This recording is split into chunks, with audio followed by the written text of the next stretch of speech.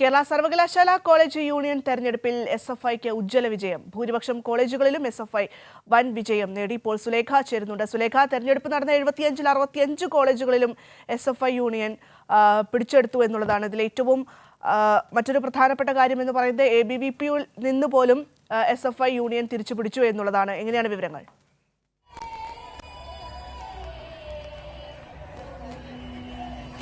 ഭദ്ര, തീർച്ചയായും മറ്റെല്ലാ സർവകലാശാലകളിലും കണ്ടതുപോലെ തന്നെ ഇതാ കേരള യൂണിവേഴ്സിറ്റിയിലും എസ്എഫ്ഐയുടെ തേരോട്ടം എന്ന് തന്നെ നമുക്ക് പറയാം. അത്തരത്തിൽ വലിയ ഭൂരിപക്ഷത്തോടു കൂടി തന്നെ കേരള യൂണിവേഴ്സിറ്റിയിലും എസ്എഫ്ഐ തേരോട്ടം നടത്തുന്നു എന്നുള്ളത് തന്നെയാണ്.